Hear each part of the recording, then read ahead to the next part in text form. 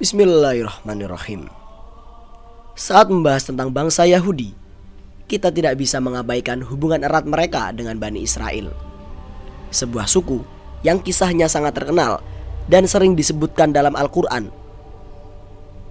Dalam kitab suci tersebut, Allah Subhanahu wa Ta'ala memberikan 3 janji kepada Bani Israel yang juga berkaitan dengan bangsa Yahudi. Dari ketiga janji tersebut, 2 di antaranya telah terpenuhi, sementara 1 janji masih menunggu waktu untuk terjadi. Apa saja janji-janji tersebut? Dalam video kali ini, kita akan membahas secara mendalam tentang 3 janji Allah kepada bangsa Yahudi dan apa implikasinya bagi masa lalu, masa kini, dan masa depan.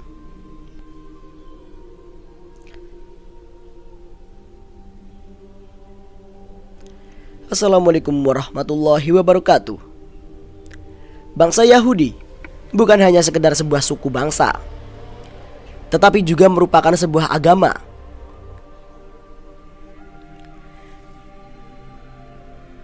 Nama Yahudi sendiri diambil dari salah satu marga dari 12 leluhur suku Israel, yaitu Yehuda atau Yahuda, yang merupakan salah satu dari 12 anak Nabi Yakub alaihissalam. Nabi Yakub, yang juga dikenal dengan nama asli Israel, hidup sekitar abad ke-18 sebelum Masehi. Nama Israel berasal dari 2 kata, yang bernama Isra, yang berarti hamba, dan El, yang berarti Tuhan. Sehingga Israel berarti hamba Tuhan. Ini adalah nama yang sangat mulia, tetapi sayangnya tidak tercermin dalam tindakan sebagian besar pengikutnya, yang melakukan berbagai kekejian di tanah Palestina sekarang. Allah Subhanahu wa Ta'ala sangat menyayangi Bani Israel, sehingga banyak nabi yang diutus kepada mereka. Jumlah nabi yang diutus kepada kaum ini jauh lebih banyak dibandingkan dengan kaum lainnya. Namun, karena kesombongan dan keras kepala mereka, banyak dari nabi-nabi tersebut yang didustakan, bahkan dibunuh.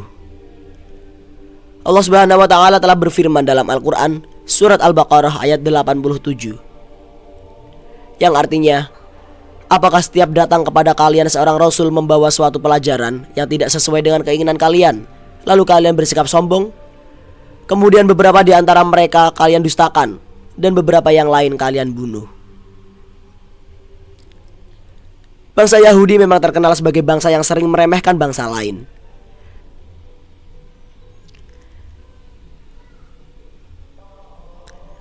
Mereka selalu menganggap bahwa bangsa mereka lah yang terbaik dan paling istimewa di bumi ini. Tindakan dan sikap mereka ini bukanlah kebetulan belaka, karena Al-Quran telah menjelaskan perilaku mereka dengan sangat jelas.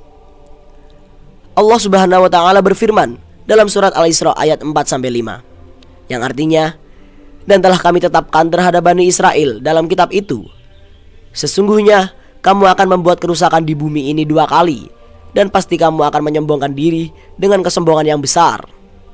Maka apabila datang saat hukuman kejahatan yang pertama dari kejahatan itu, maka datangkan kepadamu hamba-hamba kami yang mempunyai kekuatan besar.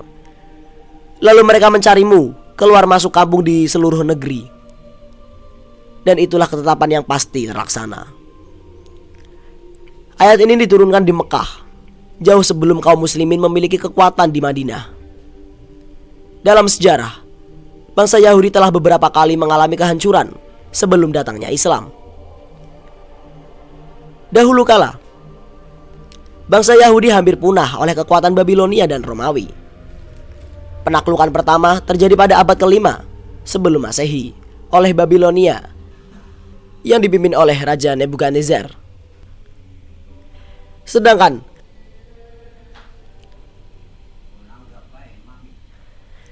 penaklukan oleh bangsa Romawi terjadi antara tahun 66 sampai 135 Masehi. Allah Subhanahu wa Ta'ala juga berfirman dalam surat Al-Hasyr ayat 2, Dialah yang mengeluarkan orang-orang kafir di antara ahli kitab dari kampung-kampung mereka pada saat pengusiran pertama. Kamu tidak menyangka bahwa mereka akan keluar, dan mereka pun yakin bahwa benteng-benteng mereka dapat mempertahankan mereka dari siksa Allah. Maka Allah mendatangkan kepada mereka hukuman dari arah yang tidak disangka-sangka. Dan Allah melemparkan ketakutan dalam hati mereka.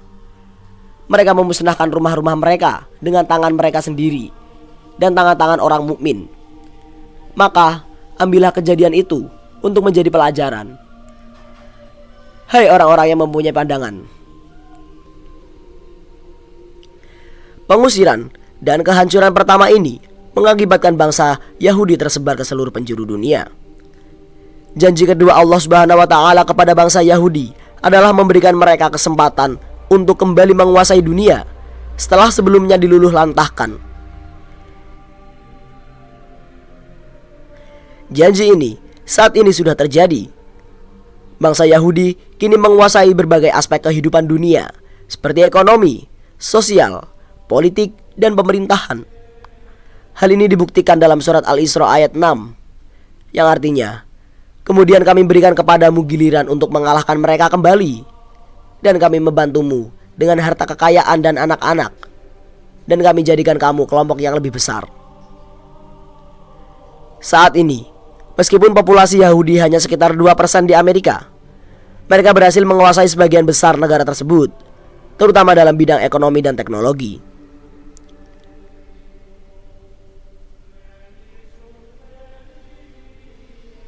Teknologi canggih yang kita gunakan saat ini banyak diciptakan oleh orang-orang Yahudi. Selain itu, bangsa Yahudi berhasil menduduki kembali Palestina, negeri yang pernah mereka tinggalkan. Kini, mereka kembali pulang ke tanah yang mereka klaim sebagai negeri yang dijanjikan. Namun, kesombongan bangsa Yahudi semakin meningkat karena didukung oleh kekuatan militer dan ekonomi barat.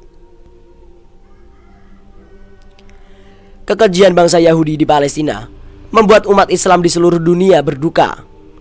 Namun, semua ini hanya mempercepat datangnya hukuman dari Allah.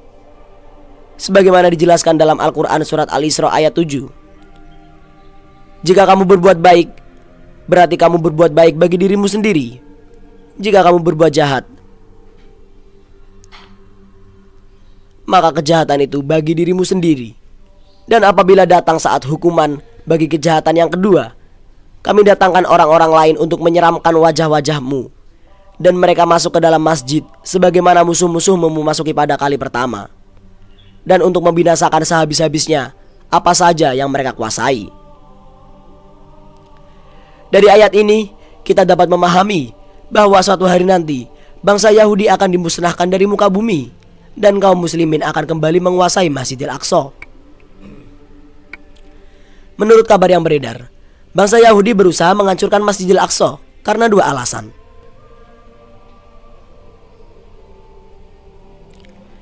Pertama, karena mereka percaya bahwa di bawah tanah Masjidil Aqsa terdapat kuil Nabi Sulaiman atau kuil Solomon. Yang kedua, mereka ingin memancing emosi umat Islam di seluruh dunia. Di hari menjelang kiamat nanti, kaum muslimin akan merebut kembali Palestina dan Masjidil Aqsa dipimpin oleh Imam Mahdi, seorang keturunan Rasulullah SAW. Janji ketiga ini belum terjadi, namun pasti akan terjadi, sebagaimana di masa pemerintahan Umar bin Khattab yang pernah menaklukkan Palestina. Di dalam kitab Taurat sendiri, Allah Subhanahu wa taala telah memutuskan bahwa Bani Israel akan memasuki bumi yang diberkati, yaitu Palestina. Mereka akan mendirikan pemerintahan di sana. Tetapi kemudian mereka akan membuat kerusakan besar, sehingga menyebabkan Allah Subhanahu wa taala menghukum mereka dengan cara mengirim hamba-hambanya yang tangguh. Wallahu a'lam bishawab. Demikianlah 3 janji Allah kepada bangsa Yahudi. Semoga kisah ini bermanfaat. Mohon maaf atas segala kekurangan. Yang benar hanya datang dari Allah Subhanahu wa taala, dan yang salah datangnya dari saya pribadi sebagai manusia biasa. Sampai jumpa di kisah-kisah seru lainnya. Sekian dari kami. Wassalamualaikum warahmatullahi wabarakatuh.